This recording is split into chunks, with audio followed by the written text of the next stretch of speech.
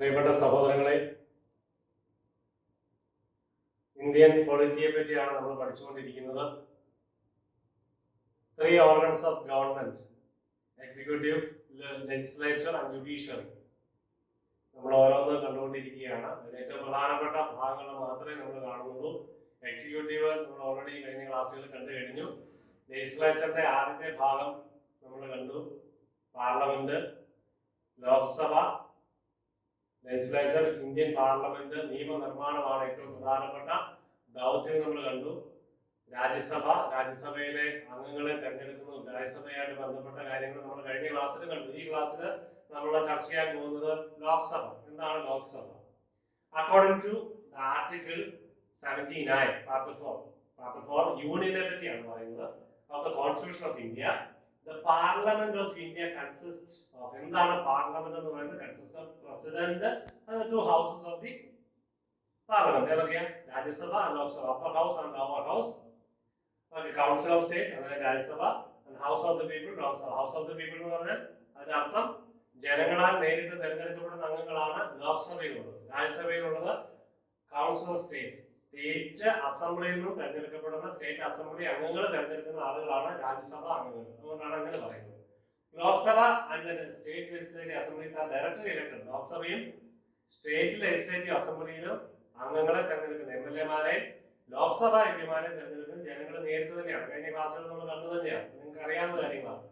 For the purpose of election, ഇവിടെ ശ്രദ്ധിക്കുക, നിങ്ങൾക്ക് അറിയാവുന്ന കാര്യങ്ങളാണ്, എന്നാലും ഞാൻ മുൻകൂട്ടി പറയാം.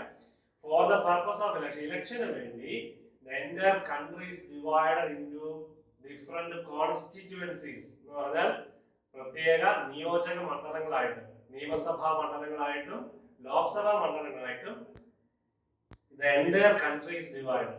Okay, എന്തിനു വേണ്ടിയാണ്? ഇലക്ഷൻ പർപ്പസസിന് വേണ്ടി. One representative is elected from each constituency through universal adult suffrage. ഒരു കോൺസ്റ്റിറ്റ്യുവൻസിയിൽ നിന്നും ഒരാളെ തെരഞ്ഞെടുക്കുന്നത്. ലോക്സഭയിലേക്കാണെങ്കിൽ ലോക്സഭാ മണ്ഡലത്തിൽ നിന്നും ഒരാള് ലോക്സഭ അംഗമായിട്ട് തെരഞ്ഞെടുക്കപ്പെടുന്നു, റെപ്രസെന്റേറ്റീവ്സ് ആയിട്ട് തെരഞ്ഞെടുക്കുന്നു. സ്റ്റേറ്റ് ലെജിസ്ലേറ്റീവ് അസംബ്ലിയിലേക്കാണെങ്കിൽ നിയമസഭാ മണ്ഡലങ്ങളിൽ നിന്നും ഒരംഗം തെരഞ്ഞെടുക്കപ്പെടുന്നു. എങ്ങനെയാ? യൂണിവേഴ്സൽ അഡൽട്ട് സഫ്രേജ് എന്ന് പറഞ്ഞാൽ പ്രായപൂർത്തി വോട്ടവകാശം. ഇന്ത്യയിലെ പ്രായപൂർത്തി വോട്ടവകാശം എത്ര വയസ്സിലാണ് ആരംഭിക്കുന്നത്? 18 വയസ്സ് പൂർത്തിയായതിനു ശേഷം. 18 വയസ്സ് പൂർത്തിയായവർക്ക് ഇന്ത്യയിൽ വോട്ട് ചെയ്യാൻ അനുവാദമുള്ളൂ. At present there are 543 constituencies. ഇന്ത്യയിലെ ലോക്സഭാ മണ്ഡലങ്ങൾ 543 ആണ് ഇന്നുള്ളത്.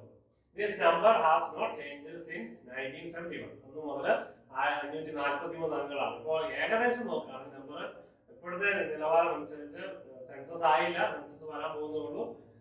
16 ലക്ഷം വോട്ടേഴ്സിന് ഒരു എം പി, ഒരു നിയോജക ലോക്സഭാ മണ്ഡലത്തിൽ ഏകദേശം, അത് കറക്റ്റ് കണക്കല്ല, എന്നാലും നിങ്ങൾക്ക് മനസ്സിലാകാൻ വേണ്ടി 16 ലക്ഷം അംഗങ്ങളാണ്, വോട്ടേഴ്സ് ആണ് ഒരു ലോക്സഭാ മണ്ഡലത്തിൽ ഇന്നുള്ളത് ഏകദേശം. Lok Sabha house of the leaders July 1 ആണ് ലോക്സഭ കോൺസ്റ്റിറ്റ്യൂട്ട് ചെയ്തത്. 1952 ഏപ്രിൽ 17 അതുവരെ ഇന്ത്യൻ പാർലമെന്റ് ആയിട്ട്, പ്രൊവിഷണൽ പാർലമെന്റ് ആയിട്ട് വർക്ക് ചെയ്തത് എന്ന് ഏതാണ്? 1947 മുതൽ ഈ കാലഘട്ടം വരെ provisional parliament of India, the constituent assembly 1946 December 6 Lok Sabha constituent assembly സ്ഥാപിതമായി. അന്ന് മുതൽ ഈ സമയം വരെ ലോക്സഭയില് പ്രൊവിഷണൽ പാർലമെന്റ് ആയിട്ട് വർക്ക് ചെയ്ത കോൺസ്റ്റിറ്റ്യൂവന്റ് അസംബ്ലിയാണ്.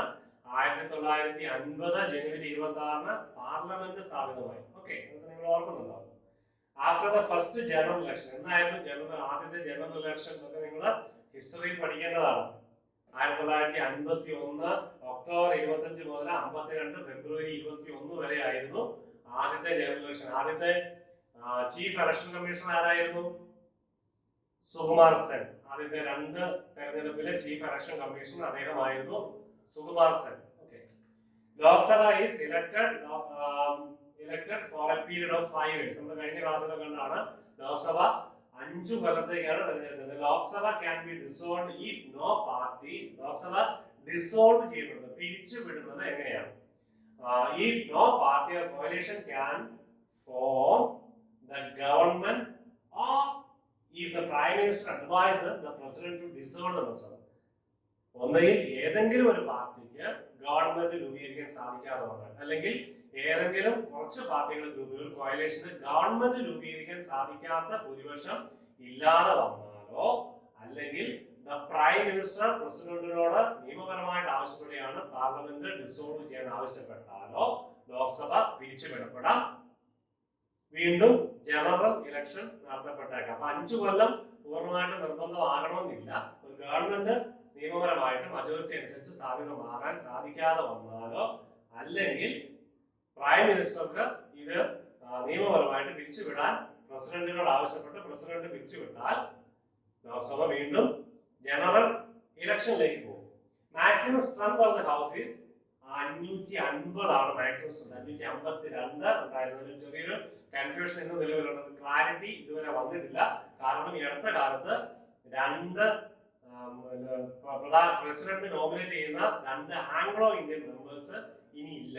അവിടെ ആ ഒരു പൊസിഷൻ, ആ ഒരു നോമിനേഷൻ നിർത്തലാക്കി അടുത്ത കാലത്ത് നമ്മുടെ മോദി സർക്കാർ. അപ്പോൾ 552 ആയിരുന്നു, 550 ആണ്. അപ്പൊ നിങ്ങളൊന്ന് ശ്രദ്ധിക്കുക. 2 ആംഗ്ലോ ഇന്ത്യൻ, 530 പേര് സ്റ്റേറ്റിൽ നിന്നും റെപ്രസെന്റ് ചെയ്യുന്നു, 20 പേര് യൂണിയൻ ടെറിട്ടറീസിൽ നിന്നും റെപ്രസെന്റ് ചെയ്യുന്നു. അതിൽ 2 പേര് 552 എന്ന് പറയുമ്പോൾ 2 പേര് ആംഗ്ലോ ഇന്ത്യൻ കമ്മ്യൂണിറ്റിയിൽ നിന്നാണ്.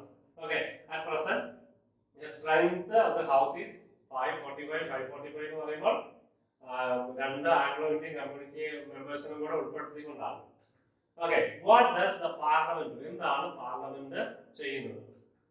അപ്പാർട്ട് ഫ്രം ലോ മേക്കിംഗ്, നിയമം ഉണ്ടാക്കുന്നതിന് പുറമെ parliament engage in many other functions. എന്താണ് പ്രധാനപ്പെട്ട ഫംഗ്ഷൻ നമ്മൾ ഓടിച്ചെന്ന് കാണുകയാണ്. ഒന്നാമത്തെ legislative function. The parliament enacts legislations for the country. നിയമം ഉണ്ടാക്കുന്നു. The bill is drafted by bureaucracy. Bill draft ചെയ്യുന്നതാണ് നമ്മൾ ബ്യൂറോക്രസിയെ പറ്റി പറഞ്ഞു. ഡ്രാഫ്റ്റ് ചെയ്യാൻ മിനിസ്റ്റേഴ്സിനെ അല്ലെങ്കിൽ ഗവൺമെന്റിനെ സഹായിക്കുന്ന ബ്യൂറോക്രസിയാണ്. Approved by the cabinet. ഈ ഡ്രാഫ്റ്റ് എന്ന് പറയുന്നതാണ് ബില്ല്. ബില്ലിനെ ഡ്രാഫ്റ്റ് ഓഫ് ദി ലോ അല്ലെങ്കിൽ ബില്ല് എന്നാണ് അറിയപ്പെടുന്നത്. അത് ബ്യൂറോക്രസി പ്രിപ്പയർ ചെയ്യും, ക്യാബിനറ്റ് അപ്രൂവ് ചെയ്യും, present before the parliament for discussion. പാർലമെന്റിന് പ്രസന്റ് ചെയ്ത് ചർച്ച ചെയ്ത് പാസ്സാക്കുമ്പോൾ അതിനെക്കുറിച്ച് ഡീറ്റെയിൽ ആയിട്ട് കാണും. Control the executive and ensure its accountability. എക്സിക്യൂട്ടീവിനെ കൺട്രോൾ ചെയ്യും. എന്താണ് പാർലമെന്റ് ചെയ്യുന്നത്? എക്സിക്യൂട്ടീവിനെ കൺട്രോൾ ചെയ്യും, അതിന്റെ അക്കൗണ്ടബിലിറ്റി ഉറപ്പാക്കുകയും ചെയ്യും. ഓക്കെ, ഇനി ഫിനാൻഷ്യൽ ഫംഗ്ഷൻസ് നോക്കുക. To raise resources through taxation. Resource എങ്ങനെയാ ഡെവലപ്പ് ചെയ്യുന്നത്? എങ്ങനെ ഉണ്ടാക്കുന്ന? ടാക്സ് വഴിയായിട്ട്, നികുതി ഈടാക്കിക്കൊണ്ട്. Spending various matters carefully. അങ്ങനെ പണം കെയർഫുൾ ആയിട്ട് ശ്രദ്ധയോടുകൂടി ചെലവഴിക്കുക. കൺട്രോൾസ് ടാക്സേഷൻ നിയന്ത്രിക്കുക. എങ്ങനെയാണ്, ഏതൊക്കെ വിഭവങ്ങൾക്കാണ്, ഏതൊക്കെ സാധനങ്ങൾക്കാണ്, ഏതൊക്കെ സംവിധാനങ്ങൾക്കാണ് ടാക്സ് ചെയ്യേണ്ടത്, എത്രയാണ് ചെയ്യേണ്ടത് എന്നൊക്കെ നിയന്ത്രിക്കുക. Propose to introduce new taxes. എങ്ങനെയാണ് ടാക്സ് പുതിയ ടാക്സ് ഇൻട്രൊഡ്യൂസ് ചെയ്യുക. അടുത്ത കാലത്ത് GST ഒക്കെ നിങ്ങൾ ഓർക്കുന്നുണ്ടാവും. Okay, prepare the budget and annual financial statement. Budget prepare ചെയ്യുക. ഒരു വർഷത്തെ ധനകാര്യ ബഡ്ജറ്റ് എന്ന് പറഞ്ഞാൽ എന്താ? അത് പ്രിപ്പയർ ചെയ്യുക. ആനുവൽ ഫിനാൻഷ്യൽ സ്റ്റേറ്റ്മെന്റ് ഒക്കെ പ്രിപ്പയർ ചെയ്യുക. Thus in all financial matters it has to get the approval of Lok Sabha. എല്ലാ ഫിനാൻഷ്യൽ മാറ്റേഴ്സിലും ലോക്സഭയുടെ അപ്രൂവൽ നിർബന്ധമായിട്ട് ഉണ്ടായിരിക്കും. അതാണ് ഫിനാൻഷ്യൽ ഫംഗ്ഷൻ എന്ന് പറയുന്നത്. ഇനി representation. Parliament represent the divergent views of members. India ഒരു ഡൈവേഴ്സിറ്റി ഒത്തിരിയുള്ള രാജ്യമാണ്. അപ്പോൾ എല്ലാ വിഭാഗങ്ങളിൽ നിന്നും റീജിയണൽ ആയിട്ട്, social, economic, religious group of different parts of the country, ഏത് ജനങ്ങളുടെ എല്ലാ സൊസൈറ്റിയും എല്ലാ ഗ്രൂപ്പ്സും ആയിട്ട് റെപ്രസെന്റ് ചെയ്യുന്നതാണ് പാർലമെന്റ്. ഓക്കെ, ഡിബേറ്റ് ഫംഗ്ഷൻ നമ്മൾ കഴിഞ്ഞ ക്ലാസ്സിൽ കണ്ടതാണ്. എന്താണ് പാർലമെന്റിന്റെ പ്രധാനപ്പെട്ട ദൗത്യം? Debating. The parliament is highest power of debate in the country. Members are free to speak. എന്ത് കാര്യത്തെ പറ്റിയാണെങ്കിലും രാജ്യത്ത് നടക്കുന്ന ഏത് കാര്യത്തെ പറ്റിയും അല്ലെങ്കിൽ വരാൻ പോകുന്ന കാര്യങ്ങളെ പറ്റി മുൻകൂട്ടിയും ഒക്കെ ചർച്ച നടത്തുക, ഡിബേറ്റ് നടത്തുക എന്നുള്ള പാർലമെന്റിന്റെ കടമയാണ്. മെമ്പേഴ്സ് അവർക്ക് ഫ്രീ ആണ്. അവര് സ്വാതന്ത്ര്യത്തോടുകൂടി പാർലമെന്റ് അംഗങ്ങൾക്ക് സംസാരിക്കാൻ അവകാശമുണ്ട്. This makes it possible for the parliament to analyse any or every issue that faces the nation. Then constituent function. Constituent function. The parliament has the power of discussing and enacting changes to the constitution. Constitution change ചെയ്യാൻ, amendment of the constitution. അതിന് കുറെ provisions ഉണ്ട്. അത് അത്ര എളുപ്പമല്ല. Parliament constitution എന്ന് പറയുന്നത് partially rigid and partially flexible. എന്തുകൊണ്ടാണ് നമ്മൾ അല്പസമയത്തിലൂടെ കാണുന്നതാണ്. All constitutional amendments have to be approved by special majority of both houses. എന്താണ് സ്പെഷ്യൽ മജോറിറ്റി എന്ന് പറയുന്നത്? എന്താണ് സ്പെഷ്യൽ മജോറിറ്റി? അപ്പോൾ പാർലമെന്റിലെ സ്പെഷ്യൽ മജോറിറ്റി ബോത്ത് ഹൗസസ്, രണ്ട് സഭയിലെയും സ്പെഷ്യൽ മജോറിറ്റി ഉണ്ടാവണം കോൺസ്റ്റിറ്റ്യൂഷൻ അമെന്റ്മെന്റ്. എളുപ്പത്തിലൊന്നും കോൺസ്റ്റിറ്റ്യൂഷൻ അമെന്റ്മെന്റ് സാധിക്കില്ല, അതുകൊണ്ടാണ് റിജിഡ് എന്ന് പറയുന്നത്. എന്നാൽ അമെന്റ്മെന്റ് സാധിക്കുകയും ചെയ്യും, അതുകൊണ്ടാണ് ഫ്ലെക്സിബിൾ എന്ന് പറയുന്നത്. അപ്പോൾ ഈസി അല്ല കോൺസ്റ്റിറ്റ്യൂഷൻ അമെന്റ്മെന്റ് എന്ന് പറയുന്നത്. അപ്പോൾ സ്പെഷ്യൽ മജോറിറ്റി എന്ന് പറഞ്ഞാൽ 2/3 of the members of the houses അവർ പ്രസന്റ് ആയിരിക്കും, വോട്ട് ചെയ്യുകയും ചെയ്യണം. അതാണ് സ്പെഷ്യൽ മജോറിറ്റി എന്ന് പറയുന്നത്. 3/2 ഭൂരിപക്ഷം ഉണ്ടായിരിക്കണം. In Lok Sabha, the special majority as per Article 61. Article 61 അനുസരിച്ച് സ്പെഷ്യൽ മജോറിറ്റി 364 എങ്കിലും വേണം. 364 വോട്ടെങ്കിലും കിട്ടണം. 364 എങ്കിലും പെർസെന്റ് ആയിട്ട് വോട്ട് ചെയ്യണം. ഓക്കെ. രാജ്യസഭ 61. അതാണ് സ്പെഷ്യൽ മജോറിറ്റി എന്ന് പറയുന്നത്. 61ാമത്തെ ആർട്ടിക്കിൾ അനുസരിച്ച്. ഇലക്ട്രൽ ഫങ്ഷൻസ് എന്താണ്? പാർലമെന്റ് പ്രസിഡന്റിന്റെയും വൈസ് പ്രസിഡന്റിന്റെയും തിരഞ്ഞെടുക്കുന്ന പാർലമെന്റാണ്. ഇനി പ്രധാനമന്ത്രിയെ തെരഞ്ഞെടുക്കുന്നു, അങ്ങനെ ഒരു ഫംഗ്ഷൻ ഉണ്ട്. പക്ഷേ ഇലക്ട്രൽ ഫംഗ്ഷൻ പ്രധാനമായിട്ടും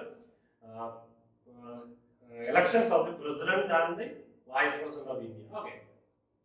Judicial functions. എന്താണ് പാർലമെന്റിന്റെ judicial function? The judicial functions of the parliament include considering the proposals for removal of the president. നിയമപരമായിട്ട് അതിന്റെ ജുഡീഷ്യൽ ഫംഗ്ഷൻ ആണ് പ്രസിഡന്റിന്റെയും വൈസ് പ്രസിഡന്റിന്റെയും judges of the high court and supreme court അത് remove ചെയ്യാനുള്ള അധികാരം, അത് ജുഡീഷ്യൽ ഫംഗ്ഷൻസ് അതിൽപ്പെട്ടതാണ്. അത് പാർലമെന്റിനാണുള്ളത്. ഹൈക്കോടതിയിലെയും ജസ്റ്റിസിനെയും സുപ്രീം കോടതി ജസ്റ്റിസിനെ റിമൂവ് ചെയ്യാനായിട്ട് പാർലമെന്റിനാണ് അധികാരമുള്ളത്. ഇനി പവേഴ്സ് ഓഫ് രാജ്യസഭ. നമ്മൾ കഴിഞ്ഞ ക്ലാസ്സിൽ രാജ്യസഭയെ കുറിച്ച് കണ്ടിരുന്നു. പവർ എന്താണ്? രാജ്യസഭയുടെ പവർ ഇപ്പൊ ഈ സമയത്ത് പറഞ്ഞാലേ കൂടുതൽ നിങ്ങൾക്ക് മനസ്സിലാവണമെന്നുള്ളത് കൊണ്ടാണ് ഇപ്പോൾ രാജ്യസഭയുടെ പവർ. പാർലമെന്റ് എന്താണെന്ന് അതിന്റെ ഫംഗ്ഷൻ എന്താണെന്ന് അവതരിപ്പിച്ചതിന് ശേഷമാണ് ഈ പോയിന്റ് ഞാൻ ഇവിടെ ചേർക്കുന്നത്. ശ്രദ്ധിക്കുക.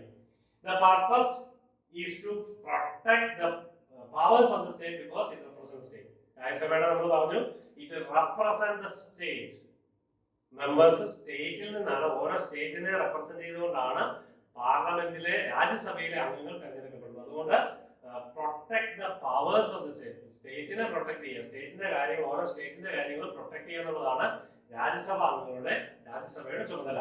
Therefore, any matter that affects the states must be referred to it for its consent and approval. എന്തെങ്കിലും സംസ്ഥാനത്തെ സംബന്ധിച്ച് ഏത് കാര്യങ്ങളാണെങ്കിലും രാജ്യസഭയുടെ അപ്രൂവൽ നിർബന്ധമാണ് സ്റ്റേറ്റുമായിട്ട് ബന്ധപ്പെട്ട്. In matters of state, it is the approval of Rajya Sabha is necessary. Okay, this provision ഇതാണ് രാജ്യസഭയുടെ strength. അപ്പൊ ഈ സ്റ്റേറ്റുമായിട്ട് ബന്ധപ്പെട്ട കാര്യം വന്നാലും രാജ്യസഭ അംഗീകരിക്കണം. അതാണ് രാജ്യസഭയുടെ പവർ എന്ന് പറയുന്നത്. Power experience. അപ്പൊ വേറൊരു കാര്യമുണ്ട്. അപ്പൊ രാജ്യസഭ അംഗങ്ങൾ തെരഞ്ഞെടുക്കുന്നത് പാർട്ടി ബേസിസിലാണ്. അപ്പോൾ ഇങ്ങനെ ഒരു കാര്യമുണ്ട്. സ്റ്റേറ്റിനെ റെപ്രസെന്റ് ചെയ്തെങ്കിലും സ്റ്റേറ്റിന്റെ കാര്യങ്ങളാണ്, അവരുടെ പാർട്ടിയുടെ കാര്യങ്ങളാണ് പ്രധാനമായിട്ടും പ്രാക്ടീസ്. ഓരോ പാർട്ടിയുടെ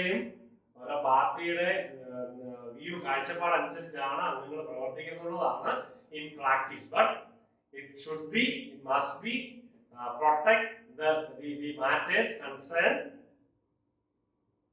the states. Okay. The Rajya Sabha cannot initiate or reject. ഇപ്പൊ മണി ബില്ലിനെ പറ്റി ഞാൻ സൂചിപ്പിച്ചതേ ഉള്ളൂ. മണി ബില്ലിന്റെ കാര്യത്തിൽ രാജ്യസഭയ്ക്ക് ഒരു അധികാരവുമില്ല. ജസ്റ്റ് റെക്കമെൻഡേഷൻ കൊടുക്കാം, അല്ലെങ്കിൽ അവരുടെ വ്യൂസ് ഷെയർ ചെയ്യാം. പക്ഷെ മണി ബില്ല് ലോക്സഭയിൽ തന്നെയാണ് അവതരിപ്പിക്കുന്നത്, പാസ്സാക്കുന്നത്. അത് മതി ലോക്സഭ മണി ബില്ല്. ബാക്കി എല്ലാ ബില്ലും, നോൺ മണി ബില്ല് എല്ലാം രാജ്യസഭയിൽ ലോക്സഭയിൽ അപ്രൂവ് ചെയ്യണം. മണി ബില്ലിന്റെ കാര്യത്തിൽ മാത്രം ലോക്സഭയുടെ അപ്രൂവൽ മാത്രം മതി. രാജ്യസഭയുടെ കൺസേൺസ് അവര് റെക്കമെൻഡ് ചെയ്യുന്ന കാര്യങ്ങൾ അതുപോലെ മുഖവിലേക്ക് എടുക്കണമെന്ന് മാത്രം. പക്ഷെ രാജ്യസഭയ്ക്ക് അതിനകത്ത് കൂടുതൽ അധികാരങ്ങളില്ല. The Council of Ministers is responsible to the Lok Sabha, not Rajya Sabha. Council of Ministers എവിടെ നിന്ന് വേണമെങ്കിലും തെരഞ്ഞെടുക്കപ്പെടാതെ കഴിഞ്ഞ ക്ലാസ്സിൽ ഞാൻ പറഞ്ഞു. രാജ്യസഭയിൽ നിന്ന് ലോക്സഭയിലേക്കോ അംഗങ്ങൾ, പ്രധാനമന്ത്രി രാജ്യസഭയിൽ നിന്ന് ലോക്സഭയിൽ നിന്ന് തെരഞ്ഞെടുക്കപ്പെടാം. പക്ഷേ they are responsible to only to the Lok Sabha. ലോക്സഭയ്ക്കാണ് റെസ്പോൺസിബിലിറ്റി, ലോക്സഭയിലാണ് റെസ്പോൺസിബിലിറ്റി ഉള്ളത് അവർക്ക്. Therefore, Rajya Sabha can criticize the government but cannot remove it. രാജ്യസഭയ്ക്ക് ഗവൺമെന്റിനെ ക്രിട്ടിസൈസ് ചെയ്യാൻ, പക്ഷെ റിമൂവ് ചെയ്യാൻ പറ്റില്ല. റിമൂവ് ചെയ്യാൻ പറ്റുന്നത് the House of the Representatives of the People, അതായത് ലോക്സഭ. ലോക്സഭയിലെ അംഗങ്ങൾക്ക് മാത്രമേ ഗവൺമെന്റിനെ റിമൂവ് ചെയ്യാൻ പറ്റുള്ളൂ. ക്രിട്ടിസൈസ് ചെയ്യാൻ രാജ്യസഭാ അംഗങ്ങൾക്ക്, പക്ഷെ റിമൂവ് ചെയ്യാൻ പറ്റില്ല. കാരണം ഗവൺമെന്റിനെ തെരഞ്ഞെടുക്കുന്നത് രാജ്യസഭാ അംഗങ്ങളല്ല, ലോക്സഭാ അംഗങ്ങളാണ്. ലോക്സഭാ അംഗങ്ങൾക്ക് മാത്രമേ പ്രധാനമന്ത്രിയെ തെരഞ്ഞെടുക്കാനും കൗൺസിൽ ഓഫ് മിനിസ്റ്റേഴ്സിനെ പ്രധാനമന്ത്രിയെ തെരഞ്ഞെടുക്കുമ്പോൾ പ്രധാനമന്ത്രി തെരഞ്ഞെടുക്കുന്ന മജോറിറ്റി പാർട്ടി ലീഡർ. ഓക്കെ, അപ്പൊ ലോക്സഭയിൽ മാത്രമേ അംഗങ്ങൾക്ക് മാത്രമേ ഡിസ്മിസ് ചെയ്യാനും അവകാശമുണ്ട്. എങ്ങനെയാണ്? Confidence motion, non confidence motion വഴിയായിട്ടൊക്കെ ഡിസ്മിസ് ചെയ്യപ്പെടാം. ഓക്കെ, ഇനി the representatives directly elected by the people, Lok Sabha, should have the crucial powers of removing government and controlling finances. നമ്മൾ കണ്ടു. ഓക്കെ, ഇനി passing of non-money bills, constitutional amendments and impeaching the president and removing the vice president, the powers of Lok Sabha and Rajya Sabha are co-equal. രാജ്യസഭയ്ക്കും ലോക്സഭയ്ക്കും money bill ഒഴികെയുള്ള കാര്യങ്ങളിലും constitutional അമെൻമെന്റിന്റെ കാര്യത്തിലും impeaching president and vice president, impeaching the president and removal of the vice president, okay, ഈ കാര്യത്തിലും the powers of Lok Sabha and Rajya Sabha are co equal. Okay, രണ്ടും തുല്യ അധികാരങ്ങളാണ് ഈ കാര്യങ്ങളിൽ. How does the parliament make laws? ഇത് വളരെ പ്രധാനപ്പെട്ട കാര്യങ്ങൾ, നമുക്ക് അറിഞ്ഞിരിക്കേണ്ട കാര്യങ്ങളാണ്. ചിലർക്കൊക്കെ അറിയാമെങ്കിലും ഈ കാര്യങ്ങൾ കൂടുതൽ ശ്രദ്ധിക്കുക. എങ്ങനെയാണ് പാർലമെന്റ് നിയമം ഉണ്ടാക്കുന്നത്, എങ്ങനെയാണ് ലോ ഉണ്ടാക്കുന്നത്, എങ്ങനെയാണ് ഒരു ബില്ല് ഒരു നിയമമായി മാറുന്നത്? The basic function of any legislature is to make laws for the people. നമ്മൾ കണ്ടതാണ്. A bill is a draft of proposal. A bill എന്ന് പറഞ്ഞാൽ എന്താണ്? ബില്ലാണ് അവതരിപ്പിക്കുന്നത്. ലോക്സഭയിൽ ബില്ല് അവതരിപ്പിച്ചു, അല്ലെങ്കിൽ ഒരാള് ഒരു MP ബില്ല് അവതരിപ്പിച്ചു, ഒരു മിനിസ്റ്റർ ബില്ല് അവതരിപ്പിച്ചു എന്നൊക്കെ നിങ്ങൾ കേട്ടു. ബില്ല് പ്രസന്റ് ചെയ്യുന്നൊക്കെ നിങ്ങൾ കേട്ടു. അതെന്താണ് bill? A draft of the proposal. ഒരു ഡ്രാഫ്റ്റ് ആണ്. ഡ്രാഫ്റ്റ് എന്ന് പറഞ്ഞാൽ അതിന്റെ ആരംഭത്തിലുള്ള കരട് വിജ്ഞാപനം എന്ന് കേട്ടില്ലേ? അതിന്റെ കരട് അവതരിപ്പിക്കുന്നത്, അതാണ് ഡ്രാഫ്റ്റ് എന്ന് പറയുന്നത്. There can be different types of bill. Bill വിവിധ തരത്തിലുണ്ട്. അതാണ് non minister bill and private, non minister proposal and government bill. രണ്ട് ബില്ലാണുള്ളത്, രണ്ട് ടൈപ്പ് ഓഫ് ബില്ലാണ്. Non private bill. എന്താണ് private bill? Government bill. Private bill, government. എന്താണ് private bill? ഒരു മിനിസ്റ്റർ അല്ലാത്ത, ഒരു കൺസേൺ മിനിസ്ട്രിയുടെ തലവനല്ലാത്ത, ഒരു മന്ത്രി അല്ലാത്ത ഒരാള്, പാർലമെന്റിലെ മറ്റ് മന്ത്രി അല്ലാതെ മറ്റേതെങ്കിലും ഒരു അംഗം ആ ബില്ല് അവതരിപ്പിക്കുന്ന ബില്ലിനാണ് പ്രൈവറ്റ് ബില്ല് എന്ന് പറയുന്നത്. ഇനി ഗവൺമെന്റ് ബില്ല് എന്ന് പറയുന്നത് proposed by a minister is described. മന്ത്രി, അതായത് ഈ നിയമം ഏത് മിനിസ്ട്രിയായിട്ട് ബന്ധപ്പെട്ട ബില്ലാണോ ആ ബില്ല്, അതായത് കൺസേൺ മിനിസ്ട്രിയുടെ തലവൻ മിനിസ്റ്റർ അവതരിപ്പിക്കുകയാണെങ്കിൽ അതിനെ ഗവൺമെന്റ് ബില്ല് എന്ന് പറയുന്നു. ഏതെങ്കിലും ഒരു മെമ്പർ അവതരിപ്പിക്കുകയാണെങ്കിൽ അതിനെ പ്രൈവറ്റ് ബില്ല് എന്ന് പറയും. ഓക്കെ, ബില്ല് രണ്ട് തരം നിങ്ങൾ ഓർക്കുക. പ്രൈവറ്റ് ബിൽ എന്ന് പറഞ്ഞാൽ എന്താണ്, ഗവൺമെന്റ് ബിൽ എന്ന് പറഞ്ഞാൽ എന്താണ്. Let us know how the different let us now see the different stages in the life of bill. Bill എങ്ങനെയാണ് ലോ ആകുന്നത്, അതിന്റെ സ്റ്റേജസ് നമ്മൾ കാണാൻ പോവുകയാണ്. എന്താണ്? The preparation of bill itself involves many considerations, debate and discussions. Bill ആക്കുന്ന preparation, bill prepare ചെയ്യാൻ, draft prepare എന്ന് പറയുന്നത് ഒത്തിരിയേറെ കാലഘട്ടത്തിനും സ്ഥലത്തിനും ജനങ്ങളുടെയും ആ സമയത്തിന്റെ ഒക്കെ പിന്തുണയോടുകൂടി, അല്ലെങ്കിൽ അതിലെല്ലാം മാത്രം ഉൾക്കൊള്ളുന്നുകൊണ്ട് പലതരത്തിലുള്ള ചർച്ചകളും സംവാദങ്ങളും നടത്തിയതിനു ശേഷമാണ് ഇത് പ്രിപ്പയർ ചെയ്യുന്നത്. പൊളിറ്റിക്കൽ പാർട്ടി, ആ സമയത്ത് ഇത് പ്രിപ്പയർ ചെയ്യുമ്പോൾ പൊളിറ്റിക്കൽ പാർട്ടികൾക്ക് പ്രഷറൈസ് ചെയ്യാം, ഗവൺമെന്റ് അല്ലെങ്കിൽ മീഡിയക്ക് പ്രഷറൈസ് ചെയ്യാം, അല്ലെങ്കിൽ വിവിധ ജനങ്ങൾക്ക്, ജനവിഭാഗങ്ങൾക്ക് പ്രഷറൈസ് ചെയ്യാം, അല്ലെങ്കിൽ ഗ്രാമസഭകൾക്ക് അതിന് ചില കാര്യങ്ങളൊക്കെ ഡിസ്കസ് ചെയ്യാം, ചില കാര്യങ്ങൾ മുന്നോട്ട് എടുത്തു വെക്കാം. ഇപ്പോൾ ഈ കസ്തൂരിരംഗൻ ഗാർഡൻ റിപ്പോർട്ടിനനുബന്ധിച്ചും അല്ലെങ്കിൽ ബഫർ സോണുമായിട്ട് ബന്ധപ്പെട്ടൊക്കെ വരുമ്പോൾ ഒരു നിയമമാകുന്നതിന് മുമ്പ് നമ്മുടെയൊക്കെ ജനങ്ങളൊക്കെ, നിങ്ങളൊക്കെ ഇമെയിൽ അയക്കണം ഗവൺമെന്റിലേക്ക്, അല്ലെങ്കിൽ പ്രൊപ്പോസ്ഡ് കൺസേൺ മിനിസ്ട്രിയിലേക്ക് ഇമെയിൽ അയക്കണമെന്നൊക്കെ നമ്മൾ പല ഭാഗങ്ങളൊക്കെ കേട്ടിട്ടുണ്ട്. അതിന്റെ കാര്യം ഇതാണ്, പ്രഷറൈസ് ചെയ്യുക. അപ്പൊ ജനങ്ങളുടെ ഭാഗത്തു നിന്നൊക്കെ, അല്ലെങ്കിൽ ചില ഗ്രൂപ്പുകൾക്ക്, ഇപ്പോൾ ഓട്ടോറിക്ഷ തൊഴിലാളികളുടെ ഒരു യൂണിയൻ, അല്ലെങ്കിൽ വ്യാപാര വ്യവസായ യൂണിയൻ, അല്ലെങ്കിൽ ചില ഏരിയയിലുള്ള വ്യത്യസ്ത യൂണിയൻ, അല്ലെങ്കിൽ ഏതെങ്കിലും മതം, അവർക്കൊക്കെ ഇങ്ങനെ പ്രഷറൈസ് ചെയ്യാൻ പറ്റും. അപ്പൊ ഇങ്ങനെയുള്ള പ്രഷറൈസിന്റെ ഏറ്റവും പ്രധാനപ്പെട്ട പ്രഷർ വരുന്നത് പൊളിറ്റിക്കൽ പാർട്ടിയിൽ നിന്നും മീഡിയയിൽ നിന്നൊക്കെയാണ്. അപ്പൊ അങ്ങനെ ഈ ബില്ല് തയ്യാറാക്കുന്ന, ഡ്രാഫ്റ്റ് തയ്യാറാക്കുമ്പോൾ ഇങ്ങനെയുള്ള പ്രഷർ ഒക്കെ ഡിസ്കസ് ചെയ്തിട്ടാണ് അല്ലെങ്കിൽ അതിനൊക്കെ കൺസിഡർ ചെയ്തിട്ടാണ് ആവുന്നത്. Interest group, media, citizens forum, okay പറഞ്ഞതുപോലെ. The cabinet considers all these before arriving at decision to enact law. The cabinet ഇതെല്ലാം പരിഗണിച്ചുകൊണ്ടാണ് പോകുന്നത്. Once the cabinet approves the policy, the task of drafting the legislation. അപ്പോൾ ഈ policy approve ചെയ്ത് കഴിഞ്ഞാൽ, cabinet ആ policy approve ചെയ്ത് ഇങ്ങനെ ഒരു നിയമം ആവശ്യമാണെന്ന് ഈ പ്രഷർ മൂലമോ അല്ലെങ്കിൽ ഡിസ്കഷൻ മൂലമോ ഡിബേറ്റ് മൂലമോ ക്യാബിനറ്റ് മനസ്സിലാക്കി അത് ആവശ്യമാണെന്ന് മനസ്സിലാക്കി അതിന് അപ്രൂവ് ചെയ്താൽ, ആ പോളിസി അപ്രൂവ് ചെയ്താൽ ഡ്രാഫ്റ്റ് ചെയ്യാൻ ആരംഭിക്കുകയാണ്. ഡ്രാഫ്റ്റ് ചെയ്യുന്നതിന് ഇങ്ങനെയൊക്കെ കാര്യങ്ങളുണ്ട്, ഈ പ്രഷറൊക്കെ ഉണ്ട്. അതിനുശേഷം ക്യാബിനറ്റ് അപ്രൂവ് ചെയ്യുക, പോളിസി അപ്രൂവ് ചെയ്ത് കഴിഞ്ഞാൽ അത് ലെജിസ്ലേഷൻ അതിനുള്ള ഡ്രാഫ്റ്റ് ആരംഭിക്കുകയാണ്.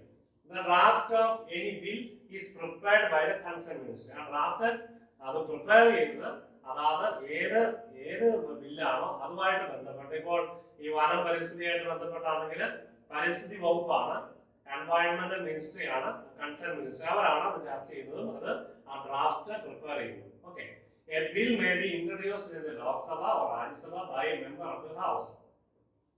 ആ ബില്ല് രാജ്യസഭയിലും ലോക്സഭയിലും അവതരിപ്പിക്കപ്പെടാം, ഏതെങ്കിലും അവിടുത്തെ ഒരു അംഗങ്ങൾ വഴിയായിട്ട് അവതരിപ്പിക്കപ്പെടാം. അത് ഞാൻ പറഞ്ഞു, അത് പ്രൈവറ്റ് ബില്ലാണ്, മിനിസ്റ്റർ ആണ്, അത് കൺസേൺ മിനിസ്റ്റർ ആണെങ്കിൽ അത് ഗവൺമെന്റ് ബില്ലായി. But often minister responsible for subject to introduce the bill. അപ്പൊ അത് മിനിസ്റ്റർ ആയിരിക്കണം അതിന്റെ റെസ്പോൺസിബിലിറ്റി. പക്ഷേ ഏതെങ്കിലും ഒരു മെമ്പർക്ക് അത് പ്രസന്റ് ചെയ്യാനും അവകാശമുണ്ട്.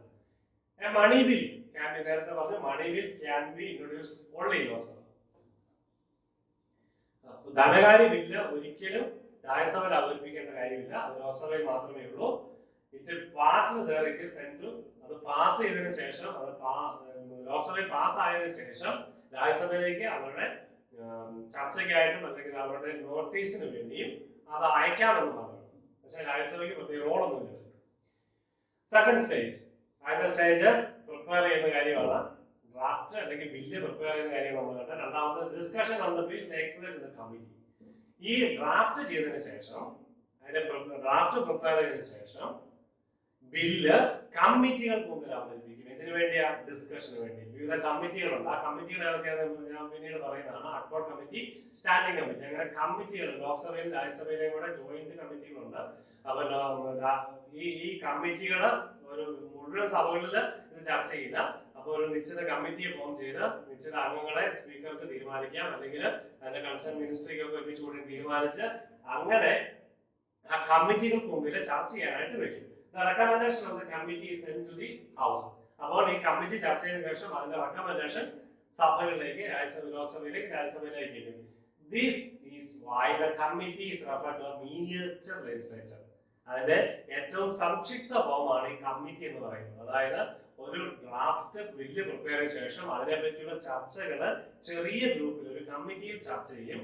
ആ കമ്മിറ്റി അതിനുശേഷം അതിന്റെ റെക്കമെൻഡേഷൻസ് സഭയുടെ പരിഗണനയ്ക്കായിട്ട് വെക്കും. ആ റെക്കമെൻഡേഷൻ മാത്രം സഭ പരിഗണിച്ചാൽ മതി. അതുകൊണ്ടാണ് ഈ കമ്മിറ്റി ഒരു മീനിയേച്ചർ ലെജിസ്ലേച്ചർ എന്ന പേരിൽ അറിയപ്പെടുന്നു. ചെറിയ ഒരു സഭയുടെ ലെജിസ്ലേച്ചറിന്റെ ചെറിയ രൂപം എന്ന് അറിയപ്പെടുന്നത്. മൂന്നാമത്തെ stage, the bill is votable. രാജ്യസഭയിലേക്കും ലോക്സഭയിലേക്കും ഈ കമ്മിറ്റിയുടെ റെക്കമെൻഡേഷനോട് കൂടി ബില്ല് അവതരിപ്പിച്ചു, അത് വോട്ടിങ്ങിന് ഇടുകയാണ്. If non money bill is passed, non money bill എന്ന് പറയും, മണി ബില്ല് ലോക്സഭയിൽ മാത്രമേ ഉള്ളൂ, അതുകൊണ്ടാണ് നോൺ മണി ബില്ല് പറയുന്നത്. Non money bill is passed by one house, ഏതെങ്കിലും ഒരു ഹൗസിൽ രാജ്യസഭയിലോ ലോക്സഭയിലോ പാസ്സായാൽ it is sent to the other house. ലോക്സഭയിൽ പാസ്സായ രാജ്യസഭയിലേക്ക്, രാജ്യസഭയിലേക്ക് പാസ്സായ ലോക്സഭയിലേക്ക് അവതരിപ്പിക്കാം. ഏതെങ്കിലും സഭയിൽ ആദ്യമായിട്ട് അവതരിപ്പിച്ചാൽ മതി. Where it goes to exactly for the same procedure. ഇതുപോലെ തന്നെ ഈ കമ്മിറ്റിയുടെ റെക്കമെൻഡേഷൻ അവിടെ ചർച്ച ചെയ്ത് അത് വോട്ടിനിടും. ഓക്കെ, അപ്പൊ ഇത് ഈ ഒരു ഡയഗ്രം നമ്മൾ ശ്രദ്ധിക്കുക. ഓക്കെ, ആദ്യം bill introduce in either house in case of non money bill അല്ലാത്ത ബില്ലുകളെല്ലാം ഏതെങ്കിലും ഒരു ഹൗസ്, നോൺ മണി ബില്ല് ലോക്സഭയിൽ മാത്രം, അല്ലാത്ത ബില്ലുകൾ ഏതെങ്കിലും ഒരു സഭയിൽ അവതരിപ്പിക്കുക. Bill sent to the committee for discussion. Bill എന്ന് പറഞ്ഞാൽ ഡ്രാഫ്റ്റ്. ആ ഡ്രാഫ്റ്റ് കമ്മിറ്റിക്ക് ഡിസ്കഷനായിട്ട് വെക്കുന്നു. ആ കമ്മിറ്റി ചർച്ച ചെയ്തതിനു ശേഷം റിപ്പോർട്ട് കൊടുക്കുന്നു. അപ്പോൾ ഈ കമ്മിറ്റി എന്തെല്ലാം പരിഗണിക്കാം? ജനങ്ങളുടെ അന്നത്തെ ഇൻപുട്ടുകളെല്ലാം, സാഹചര്യങ്ങളൊക്കെ പരിഗണിച്ചിട്ടാണ് കമ്മിറ്റിയോട് ഡിസ്കസ് ചെയ്യുന്നത്. വിവിധ തരത്തിലുള്ള എല്ലാ കൺസേൺസും എല്ലാ ഗ്രൂപ്പിന്റെയും ചർച്ചകളും അവരുടെ ആശയങ്ങളും കാഴ്ചപ്പാടുകളും ആവശ്യങ്ങളൊക്കെ പരിഗണിച്ചുകൊണ്ടാണ് കമ്മിറ്റി ചർച്ച ചെയ്യുന്നത്. അപ്പൊ കമ്മിറ്റി റിപ്പോർട്ട് ചെയ്യുന്നു ഹൗസിലേക്ക്. ആ house may accept or reject, അവർക്ക് വോട്ടിനിടാം. ഈ detail discussion of the bill, അപ്പൊ ബില്ലിനെ പറ്റി ഡീറ്റെയിൽഡ് ഡിസ്കഷൻ സഭയിൽ നടക്കും, ലോക്സഭയിലും രാജ്യസഭയിലും നടക്കും. Bill is accepted or rejected. Okay, send to the other house. അപ്പോൾ അക്സെപ്റ്റഡ് ചെയ്യാം, റിജക്ട് ചെയ്യാം.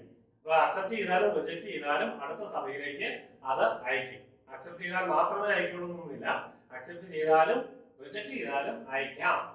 Other house approves or gives recommendation. അപ്പോൾ ഒരു സഭയിൽ അവതരിപ്പിച്ച് അത് പാസ്സായി കഴിഞ്ഞാൽ അടുത്ത സഭയിലേക്കും അത് രണ്ട് സഭകളിലും പാസ്സായി കഴിഞ്ഞാൽ ഇത് പ്രസിഡന്റിന്റെ റെക്കമെൻഡേഷൻ കൊടുക്കും. ഓക്കെ, ക്ലിയർ ആയല്ലോ? രണ്ട് സഭയിലും പാസ്സായാൽ പ്രസിഡന്റിന്റെ റെക്കമെൻഡേഷൻ കൊടുക്കും. ഇനി ഏതെങ്കിലും ഒരു സഭ രണ്ട് സഭയിൽ പാസ്സായില്ലെങ്കിൽ ആ ബില്ല് വീണ്ടും പഠിക്കാനായിട്ട് വീണ്ടും വിടും. വീണ്ടും വേറൊരു അവസരത്തിൽ ആ ബില്ല് വീണ്ടും ചർച്ചയ്ക്ക് ഇതേ പ്രോസസ്സിൽ തന്നെ വരാം. ഇനി അതല്ല, ഏതെങ്കിലും ഒരു സഭയിൽ പാസ്സായാൽ മറ്റൊരു സഭയിൽ പാസ്സായില്ലെങ്കിൽ അപ്പോൾ അവിടെ ഒരു ഡെഡ് ലോക്ക് വന്നല്ലോ, ഒരു ഡെഡ് ലോക്ക് വന്നു. അപ്പോൾ ഒരു സഭയിൽ പാസ്സായില്ല, മറ്റൊരു സഭയിൽ പാസ്സായില്ല, അപ്പോൾ ഒരു ഡെഡ് ലോക്ക് വന്നു. അങ്ങനെ ഒരു അവസരത്തില് joint session of the parliament, രണ്ട് പാർലമെന്റ് ഒരുമിച്ച് ചർച്ച ചെയ്ത് അവിടെയും ഈ ബില്ല് പിന്നെ ചർച്ചയ്ക്ക് വന്ന് അവിടെ പ്രശ്നങ്ങൾ വന്നാൽ ഈ ബില്ല് അവതരിപ്പിക്കും. ഒരു ഗ്രൂപ്പ് പാസ് ചെയ്യാൻ ഒരു സഭ പാസും മറ്റേ ഗ്രൂപ്പ് എതിർക്കുകയും ചെയ്താൽ അവിടെ ലോക്സഭയുടെ കൺസേൺ ഏതാണെന്ന് നോക്കും. ലോക്സഭയുടെ കൺസേൺ കറക്റ്റ് ആണെങ്കിൽ അത് പ്രസിഡന്റിലേക്ക് അയക്കാം. അവിടെ ലോക്സഭയുടെ അപ്രൂവലാണ് കൂടുതൽ പ്രാമുഖ്യം, ഇല്ലെങ്കിൽ അത് വേണ്ടെന്ന് വെക്കാം.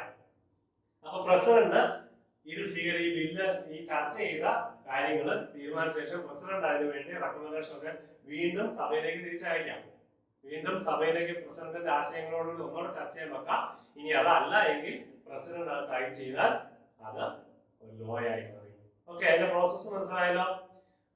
ഡ്രാഫ്റ്റ് പ്രിപ്പയർ ചെയ്യുന്നു, അത് കൺസേൺ മിനിസ്റ്ററിലേക്ക് ക്യാബിനറ്റിൽ അപ്രൂവ് ചെയ്തതിനു ശേഷം അതിന് ഡ്രാഫ്റ്റ് പ്രിപ്പയർ ചെയ്യാനായിട്ട് കൊടുക്കുന്നു.